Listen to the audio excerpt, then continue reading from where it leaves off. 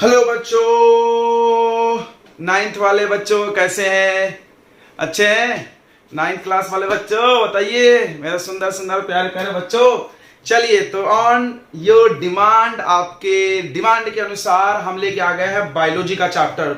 इसके पहले एक नोटिस है, थोड़ा सा सुन लेते हैं हम लोग। बच्चों ध्यान से सुनना। नोटिस क्या है? हमने मोशन फिजिक्स का एक बहुत इंपॉर्टेंट चैप्टर आपको पढ़ा दिया है, ठीक है, और केमिस्ट्री में पढ़ा दिया स्ट्रक्चर ऑफ एटम और पहला चैप्टर। तो अभी आपको मिलने वाला है उसका assignment. Are you ready? Yes sir. तो अगर आपने नहीं देखा है तो आप जल्दी से मैसेज करो ग्रुप में कि सर हमने लेक्चर नहीं देखा है, तो we will send you the link. हम आपको लिंक भेज देंगे, उस लिंक पे क्लिक करके आप केमिस्ट्री का पहला chapter matter in our surrounding complete कर लो जल्दी से, क्योंकि क्वेश्चन मिलने वाला है भाई। असाइनमेंट तो बनाना पड़ेगा, नहीं बनाओगे फिर क्या होगा आपको पता है, मजा आएगा। देखते हैं, आप जरूर बनाइएगा। आप अच्छे बच्चे, प्यारे बच्चे, सुंदर से बच्चे, मेरा दिल मत तोड़िएगा। आप असाइनमेंट बनाइएगा, क्योंकि हम आपके लिए करते हैं बहुत मेहनत। तो हम करते तो आपका भी फर्ज बनता है ना। यस, तो you have to complete the assignment. तो आपको मिलेगा केमिस्ट्री का एक सिंगल असाइनमेंट, जिसमें दोनों क्वेश्चन रहेंगे, दोनों चैप्टर के, मैटर इन आवर सराउंडिंग का भी और स्ट्रक्चर ऑफ एटम का भी। ओके, आई थिंक तुमने देख लिया होगा। उसके बाद दूसरा असाइनमेंट मिलेगा मोशन का, उसका सबमिशन डेट आपको मेंशन किया जाएगा, तो आपको जरूर सबमिट करना पड़ेगा। ओके ठीक है, तो चलो पढ़ाई चालू करते हैं। कुछ बच्चों ने कमेंट में बोला कि सर आप बायोलॉजी चालू करो। यस, ऑब्वियसली हम बायोलॉजी ही करने वाले थे। आप नहीं भी बोलते तो हम करने वाले थे। क्यों? क्योंकि पहले केमिस्ट्री पढ़ाएं, फिर फिजिक्स पढ़ाएं, तो अब तो बायोलॉजी तो बनता है सर। यस सर, अब तो बायोलॉजी बनता है। तो बायोलॉजी का पहला चैप्टर है आपका फंडामेंटल यूनिट ऑफ लाइफ। पता है फंडामेंटल यूनिट ऑफ लाइफ का मतलब हमारी जो लाइफ है, जो जीवन है, उसका सबसे छोटा चीज क्या है जिससे हमारी जिंदगी स्टार्ट होती है? तो वो है सेल। यानी this is the definition of cell. पता है इस चैप्टर का नाम में डेफिनेशन है। क्या बात है, क्या एनसीईआरटी वाले महान है यार। चैप्टर का नाम ऐसा दिया कि डेफिनेशन याद हो गया। Fundamental unit of life is called cell. यह है लेक्चर 1 और यह है चैप्टर आपका 5 एनसीईआरटी में। चलिए तो चालू करते फटाक से। What is cell? तो सेल का डेफिनेशन यही है, या कोई ऐसा भी बोल देता है the smallest part of living organism, बराबर, द स्मॉलेस्ट पार्ट या the structural and functional unit of our body, ऐसा भी लिख सकते हो। सेल का डेफिनेशन क्या लिख सकते हैं आप लोग? स्ट्रक्चरल एंड द लगा दो, the structural and functional unit of life is called cell. मतलब आपके शरीर का पूरा बनावट, स्ट्रक्चर यानी बनावट, और आपके शरीर का काम करने वाला सबसे छोटी चीज का नाम है यूनिट। मतलब सबसे छोटा चीज, यूनिट, वंस टेंस पढ़े ना, यूनिट ऑफ लाइफ, हमारी जिंदगी का, उसको क्या बोलते हैं? सेल। अब सवाल है सेल सबसे पहले किसने डिस्कवर किया, किसने देखा? तो उनका नाम था, उस महान साइंटिस्ट का नाम था रॉबर्ट हुक। रॉबर्ट हुक ने सबसे पहला, the first discovery of the cell, सबसे पहला सेल का डिस्कवरी किया इन्होंने। सेल का डिस्कवरी किसने किया? रॉबर्ट हुक ने। लेकिन एक प्रॉब्लम था, इन्होंने जो सेल देखा था वो कॉर्क सेल था। कॉर्क क्या होता है? तो कॉर्क क्या है? तो इट इज देखो ध्यान से, it is dead cell which is present in the bark of, bark समझता है? छाल, बार्क ऑफ ट्रीज। बड़े बड़े जो बुढ़े से पेड़ हो जाते हैं, मोटा मोटा, आपने देखा होगा, उसका मोटा सा छाल होता है ब्राउन कलर का, बराबर।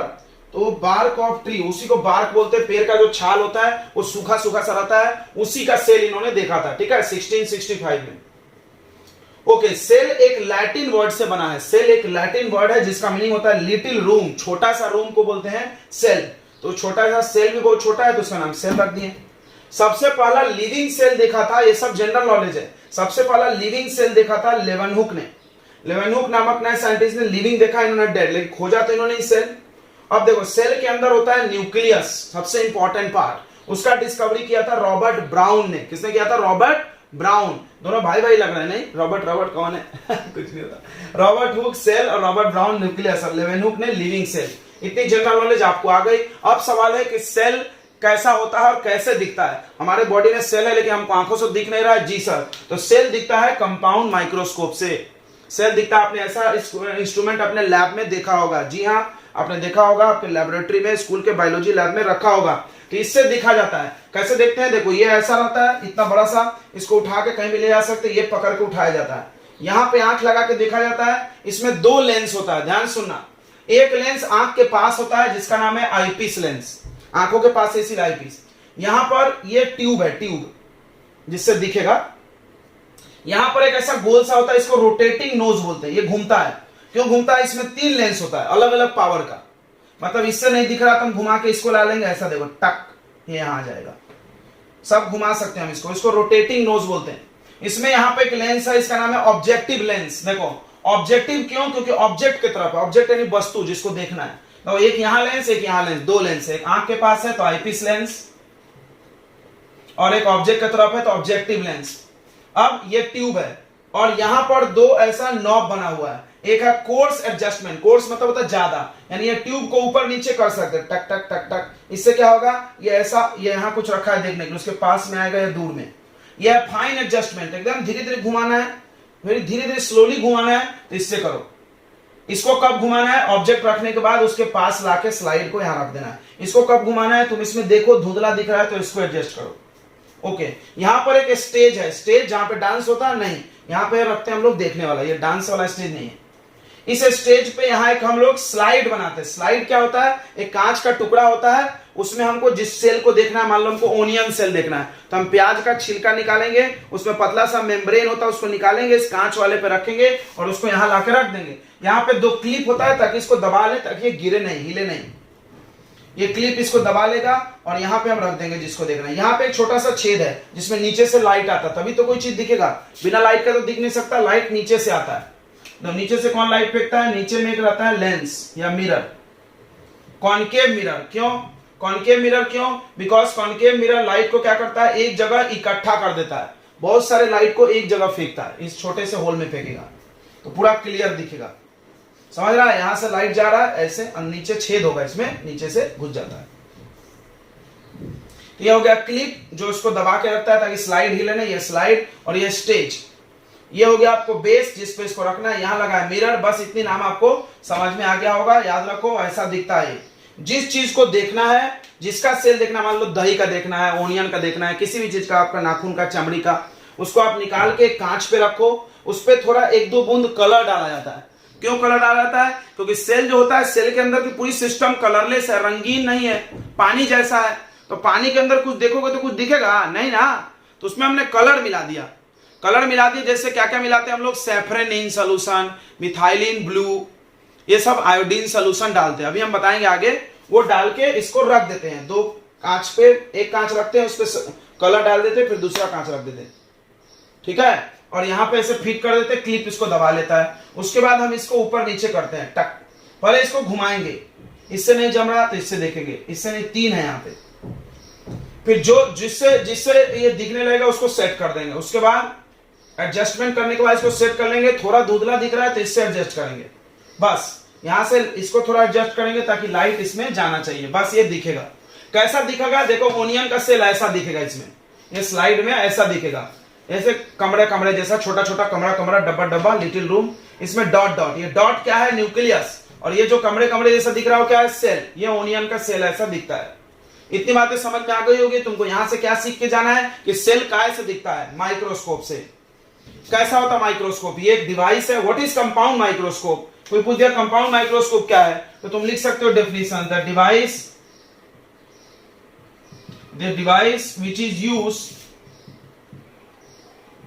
which is used to see very small objects which cannot be seen by naked eye। समझ गया होगा, जो हमारे खुले आंखों से कोई चीज नहीं दिखता है, उसको देखने के लिए हम लोग जो डिवाइस यूज करते हैं उसको बोलते हैं कंपाउंड माइक्रोस्कोप। इधर थोड़ा सा कट गया, आप सुन के लिख लें। क्या बोल रहा है, the device which is use, ऐसा डिवाइस जो इस्तेमाल होता है टू सी, देखने के लिए, वेरी स्मॉल ऑब्जेक्ट, बहुत छोटे से ऑब्जेक्ट को, which can not be seen, जिसको नहीं देखा जा सकता है नेकेड आई से, is called compound microscope. Compound microscope के कितने मेन पार्ट है? 6। देखो बताते हैं, एक आईपीस लेंस, दूसरा ऑब्जेक्टिव लेंस। आईपीस आंख की तरफ रहता है, ऑब्जेक्टिव ऑब्जेक्ट की तरफ। 2 हो गया। तीसरा हो गया कोर्स एडजस्टमेंट, 3। चौथा हो गया फाइन एडजस्टमेंट, कोर्स जल्दी जल्दी एडजस्ट करता है, फाइन थोड़ा सा करता है, 3 हो गया। चौथा है बॉडी ट्यूब, 4। पांचवा है रोटेटिंग नोज, 5। और छठा है मिरर। बाकी ये आर्म और ये बेस की ज्यादा जरूरत नहीं है, बस ये सपोर्टिंग है, चलो वो भी याद रख सकते हैं।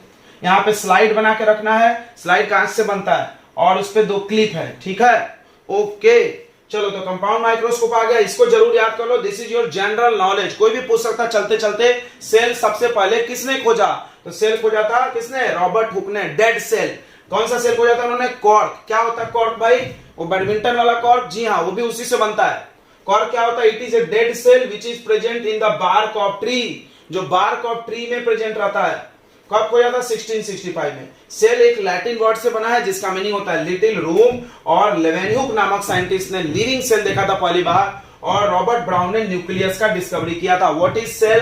द स्ट्रक्चरल, ये भी बोल सकते हो, the fundamental unit of life is called cell, या this is the best definition, because इस चैप्टर के लास्ट में यही डेफिनेशन बनाएंगे और ये क्वेश्चन भी पूछा जाता है। क्यों?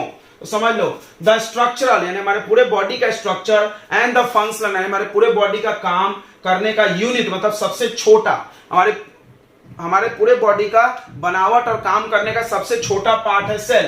The structural and functional unit of life is called cell. Okay, आ गया होगा। चलो फिर आगे बढ़ते हैं, नोट कर लो आप फटाक से। चलो बच्चों, तो आगे हम लोग को पढ़ना है टाइप्स ऑफ ऑर्गेनिज्म। ऑर्गेनिज्म मतलब जीव। जीव कितने प्रकार के होते हैं? ऑर्गेनिज्म कितने प्रकार के होते हैं? किस चीज के आधार पर देखना है? ऑन द बेसिस ऑफ, ये बहुत जरूरी है, किस चीज को तुम देख के क्लासिफाई कर रहे हो? On the basis of number of cells, यानी सेल के आधार पे। सेल के आधार पे 2 टाइप के ऑर्गेनिज्म होते हैं, यूनिसेलुलर, नाम को पढ़ो, यूनि मतलब होता है एक, और मल्टीसेलुलर बहुत सारा। यूनिसेलुलर मतलब द ऑर्गेनिज्म इन विच, आप पेन पेपर लो, नोट्स लिखो, पेन पेपर लो, नोट्स लिखो। बायोलॉजी में बहुत जरूरी है नोट्स। बायोलॉजी बच्चों को ये समझता नहीं, याद नहीं होता क्योंकि नोट्स नहीं लिखते हो। यूनिसेलुलर का डेफिनेशन क्या लिखोगे? The organism in which single cell is present in their body, पूरा का पूरा शरीर बस एक ही सेल से बना है। बताओ, ये लोग अपने आंखों से दिखेंगे? नहीं दिखेंगे। क्यों? क्योंकि एक सेल तो दिखता नहीं अपने को आंखों से, इनके बॉडी में एक ही सेल है, तो कहां से दिखेंगे? नहीं दिखेंगे। इसका एग्जांपल अमीबा, क्लेमाइडोमोनास, क्या है ये? क्लेमाइडोमोनास, पैरामीशियम, बैक्टीरिया, वायरस, ये सारे लोगों में बस एक ही सेल होता है, बस एक ही सेल। इनका पूरा बॉडी एक ही सेल से बना है और एक ही सेल से ये पूरा काम करते हैं। खाना खाना, सांस लेना, बच्चे पैदा करना, everything done by one cell. क्या बात है सर, यस। अपने आंखों से तो दिखता नहीं है, नहीं तो हम तुमको बस दिखाते। माइक्रोस्कोप से देख सकते हैं इनको, कंपाउंड माइक्रोस्कोप से। यूनिसेलुलर समझ गया होगा, the organism in which single cell is present in their body, ये इनका एग्जांपल है। मल्टी सेलुलर में बहुत सारे लोग आते हैं, जितने चीज तुमको आसपास दिख रहे हैं, गधा, घोड़ा, कुत्ता, बिल्ली, अपना भी नाम ले लेना, प्लांट भी, वो सब क्या है? Multicellular. They have many cells in their body, इनके शरीर में बहुत सारे सेल हैं, तो ये दिखेंगे। क्यों दिखेंगे भाई? एक सेल नहीं दिखता, बहुत छोटा है, लेकिन बहुत सारे छोटे छोटे चीजों को मिलाएंगे तो बड़ा हो जाएगा ना, यस, बड़ा हो जाएगा और दिखने लगेगा। तो मल्टी सेलुलर का एग्जांपल प्लांट्स, एनिमल्स, और भी जो जो लिखना लिख लो, ह्यूमन वगैरह। अब एक सवाल आता है बहुत सिंपल सा कि सेल का शेप कैसा होता है? क्या कोई फिक्स शेप है सेल का? तो जवाब है नहीं। Cell do not have fix shape. Note कर लो, cell do not have fix shape. कोई नहीं बोल सकता कि सेल गोल होता है, लंबा होता है, चौड़ा होता है, मोटा होता है, पतला होता है। गलत जवाब। हर सेल अलग अलग डिजाइन का होता है, अलग अलग उसका ये होता है, लंबाई, चौड़ाई, मोटाई, डिजाइन। यहां कुछ सेल हमने बना के तुमको एग्जांपल प्रेजेंट किया है ताकि तुमको ये बात क्लियर हो जाए कि सेल का कोई फिक्स शेप नहीं होता है। यहां से एक नॉलेज हम लोग लेके जाएंगे। क्या नॉलेज है? पहले इसको समझते हैं। यह है आपका स्मूथ मसल सेल, पतला लंबा होता है। यह है blood cell, the smallest cell of our body. देखो सेल में भी साइज होता है, मतलब सेल तो छोटा होता है, लेकिन उस छोटे में भी कोई बहुत छोटा होता है, कोई बड़ा होता है, थोड़ा मोड़ा। तो सबसे छोटा सेल है ब्लड सेल। तो चलो यहां लिख लो, smallest cell of our body, हमारे शरीर की बात कर रहे हैं, इज ब्लड सेल। ओके, और सबसे बड़ा सेल होता है नर्व सेल। नर्व सेल कहां होता है? ब्रेन में, स्पाइनल कॉर्ड में। तो लार्जेस्ट या longest cell of our body, तुम्हारे शरीर का सबसे बड़ा सेल नर्व सेल। पता है, जनरल नॉलेज बताते हैं नर्व सेल 1 मीटर लंबा होता है। अरे बाप रे, आपने तो बोला था सेल दिखता नहीं है, ये तो दिखता होगा भैया। 1 मीटर लंबा होता है लेकिन बहुत पतला होता है, एकदम धागे से भी पतला नहीं के बराबर हो, दिखता उगता है नहीं लेकिन लंबाई उतनी बड़ी है। ओके, कोई बात नहीं। तो ये नर्व सेल। अब ये ओवम है, ओवम आप जानते होंगे फीमेल में बनता है, बच्चा पैदा होता है। बोन सेल, स्पर्म जानते होंगे मेल गेमिट है, मेल में रिप्रोडक्शन के काम आता है। फैट सेल, मोटे लोगों में सेल होता है जो चमड़ी में जमा होता है, फैट। तो ये सारे सेल को देख के क्या समझ में आ रहा है कि सेल का डिजाइन अलग अलग होता है। यहां से 2 चीज सीख के निकल लिया तुमने, सबसे छोटा सेल और सबसे बड़ा सेल। चलो फिर आगे आते हैं। हर सेल के अंदर 3 चीजें पक्का होगी, 3 मस्ट पार्ट होता है। ये the parts of cell, 3 main parts of cell. Every cell have 3 main parts mostly. पहला cell membrane and some have cell wall. ऐसा स्लैश मार के क्यों लिखे भाई? क्योंकि किसी किसी में सेल मेम्ब्रेन होता है और किसी किसी में सेल वॉल होता है। आपको पता होगा प्लांट में ये होता है, एनिमल में ये होता है।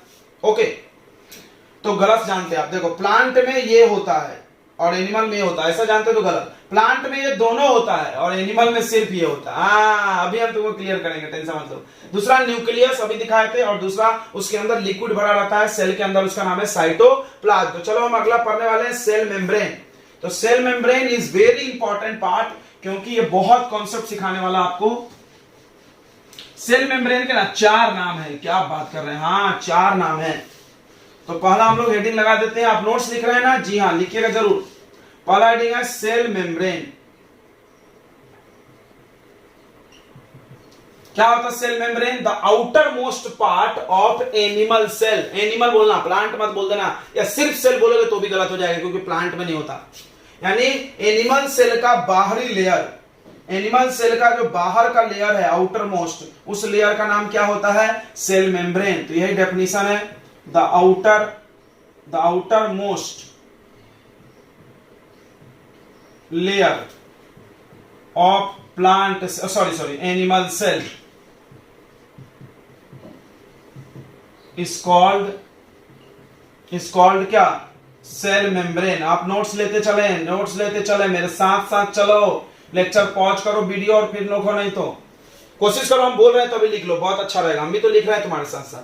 The outermost layer of animal cell, animal cell का सबसे बाहरी लेयर का नाम क्या होता है? Cell membrane. ओके, एक और बात सुनेंगे। इट इज ऑल्सो कॉल्ड, इसका एक और नाम है plasma membrane.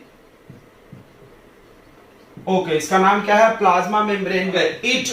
It allow the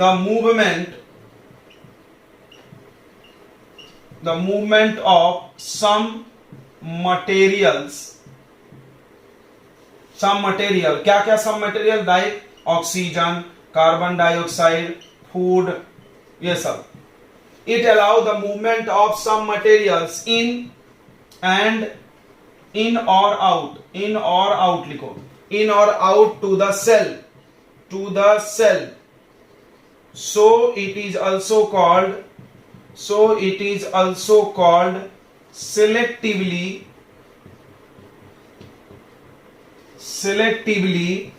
permeable membrane। बोलो, आ गया समझ में? Yes sir, selectively permeable membrane। अब सुनो, इसको समझो क्या बोल रहा है ये मेम्ब्रेन जो होता है ये अलाउ करता है आना जाना सम मटेरियल, कुछ ही लोगों को, सबको नहीं। ऐसा नहीं कोई भी मुंह उठा के चलाया। सम मटेरियल को इन और आउट, देखो हमने एंड लिखा था, बाद में और किया। और मतलब या तो आओ या तो जाओ, दोनों मत करना। इनकमिंग तो आउटगोइंग बंद, आउटगोइंग तो इनकमिंग बंद। क्या क्या? जैसे ऑक्सीजन आता है सेल में सांस लेने के लिए, फिर यहां से कार्बन डाइऑक्साइड बन के वापस जाता है, CO2, O2 अंदर आता है। फूड अंदर आता है, फूड खा जाता हो, फिर उससे जो वेस्ट बनता है वो बाहर जाता है। तो क्या करता है ये मेम्ब्रेन के ही कोई आएगा जाएगा। देखो ये मेम्ब्रेन ऐसे बाहर है, ऐसे। अब इस गोले के अंदर किसी को घुसना है तो इसी यही रास्ता है। जैसे इंडिया है, इंडिया में सब बाउंड्री बना है, भारत में किसी को आना है तो वो बॉर्डर से ही होके आएगा ना, उसको उसके बिना कैसे आ सकते भाई। तो यही बोल रहा है क्या करता है, ये कुछ ही लोगों को आने जाने देता है, यानी हम बोल सकते हैं ना कि ये लोग जाएगा ही नहीं जाएगा, तो यानी सिलेक्टेड लोग आएंगे जाएंगे, इसलिए इसका नाम रखा कि सिलेक्टिवली, यानी ये चुनेगा कि ये जाएगा। परमिएबल मतलब आर पार होता है, याद रखना, परमिएबल मतलब आर पार, मेम्ब्रेन यानी पतला लेयर, यानी इसका नाम सिलेक्टिवली परमिएबल मेम्ब्रेन। 3 नाम हो गया, हमने बोला था 4 है। देखो पहला नाम सेल मेम्ब्रेन, दूसरा प्लाज्मा मेम्ब्रेन और तीसरा सिलेक्टिवली परमिएबल मेम्ब्रेन। अब देखो एक और बात, अब ये सेल मेम्ब्रेन काहे का बना है भाई, काहे का बना है, कोई बोलता है मांस का बना है, तो मांस में कौन सा चीज है, हमारी पूरी बॉडी प्रोटीन कार्बोहाइड्रेट फैट इसी से बनी है, तो इसमें से ये किससे क्या बना होता है, तो देखो यहां लिख देना है प्लाज्मा मेम्ब्रेन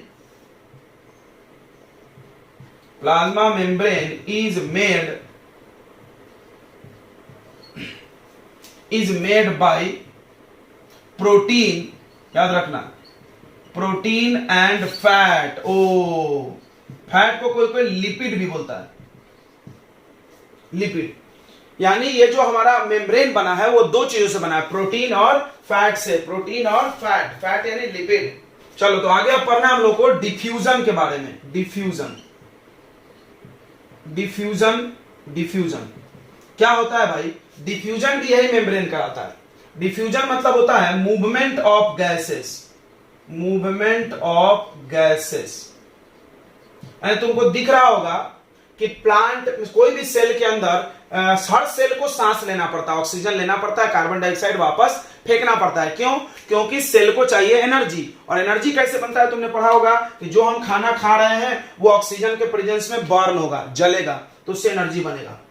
तो एनर्जी बनने के लिए ऑक्सीजन चाहिए, और बनने के बाद CO2 निकलेगा, कार्बन डाइऑक्साइड निकलेगा, उसको वापस फेंकना पड़ता है। यानी हर सेल के अंदर ऑक्सीजन अंदर जाता है और बाहर कार्बन डाइऑक्साइड आता है। अब सवाल है कैसे जाता है, तो उसका जवाब है डिफ्यूजन से जाता है। क्या होता है सर डिफ्यूजन, तो डिफ्यूजन मतलब होता है the movement of gases from high concentration to low concentration. इसको फील करते हैं, जैसे ये सेल है, अब इधर से ऑक्सीजन लेके आया, कौन लेके आया बताओ, ब्लड, और सेल के बाहर ऑक्सीजन का कंसंट्रेशन क्या हो गया, हाई कंसंट्रेशन मतलब ज्यादा मात्रा, कंसंट्रेशन यानी मात्रा, अमाउंट याद रखना, कंसंट्रेशन यानी अमाउंट। यहां पे ऑक्सीजन ज्यादा हो गया, यहां पे कम है, नहीं है, तो ऑटोमेटिक ज्यादा से कम की तरफ चला जाएगा, कौन, ऑक्सीजन गैस, हाई से लो। इसी प्रोसेस का नाम होता है डिफ्यूजन। उसी तरह अंदर ऑक्सीजन जाएगा, यूज हो जाएगा, और फिर बनेगा कार्बन डाइऑक्साइड, पूरा कार्बन डाइऑक्साइड सेल में भर जाएगा। अब अंदर कार्बन डाइऑक्साइड ज्यादा हो गया सेल के अंदर, अब वो बाहर आ जाएगा, कैसे, डिफ्यूजन से। 2 बातें क्लियर रखो, अंदर कौन जाता, ऑक्सीजन, बाहर कौन आता, कार्बन डाइऑक्साइड, कैसे, डिफ्यूजन से। क्या होता है डिफ्यूजन में, तो हर चीज हाई से लो जाता है डिफ्यूजन में, बस इतनी बात रखो याद। तो डिफ्यूजन का डेफिनेशन हो जाएगा, देखेंगे ध्यान से, यहां से लिख रहे हैं द मूवमेंट ऑफ गैसेस, याद रखो गैस के लिए लागू है, the movement of gases from high concentration, या द मूवमेंट ऑफ सब्सटेंस भी लिख सकते हो, हर चीज सब्सटेंस होता है केमिस्ट्री में, सॉलिड लिक्विड गैस कुछ भी हो। The movement of substance from high concentration to low concentration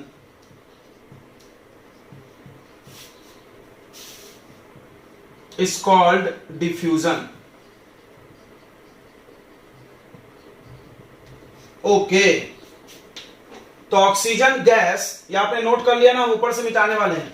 तो ऑक्सीजन गैस सेल के अंदर कैसे जाता है, डिफ्यूजन से जाता है। ऑक्सीजन गैस सेल के अंदर कैसे जाता है भाई, डिफ्यूजन से। देखो प्लाज्मा मेम्ब्रेन के बारे में बहुत सारी बातें हमने बता दिया। तो अब क्वेश्चन आता है तुम्हारे पेपर में कि ऑक्सीजन और कार्बन डाइऑक्साइड कैसे जाता है। ध्यान सुनो, ऑक्सीजन को O2 हमने लिख दिया, तुम ऑक्सीजन गैस भी लिख सकते हो। Oxygen gas move inside the cell by diffusion। Oxygen diffusion के द्वारा सेल के अंदर जाता है, and CO2 gas move outside the cell by diffusion। तो आपको डिफ्यूजन में कोई कंफ्यूजन तो नहीं है ना, नहीं सर, डिफ्यूजन में नो कंफ्यूजन। तो क्या होगा डिफ्यूजन में कि हाई से लो जाना, तो ऑक्सीजन बाहर भर जाता है, हमने लंग्स में भरा ऑक्सीजन, ब्लड यहां से लेके गई सेल के पास, सेल के बाहर पूरा ऑक्सीजन भर गया, इधर हाई हो गया, अंदर लो, हाई से लो चला गया, अंदर ऑक्सीजन गया, ऑक्सीजन बर्न हुआ और कार्बन डाइऑक्साइड बन गया, फूड को जलाया तो फिर वो कार्बन डाइऑक्साइड अंदर भर गया, अंदर अब हाई हो गया, अब बाहर लो हो जाएगा, फिर बाहर ब्लड में आ जाएगा। तो एक चीज तुमने देखा कि प्लाज्मा मेम्ब्रेन के मदद से डिफ्यूजन हो रहा है। अब अगला टॉपिक पढ़ना हम लोग को ऑस्मोसिस।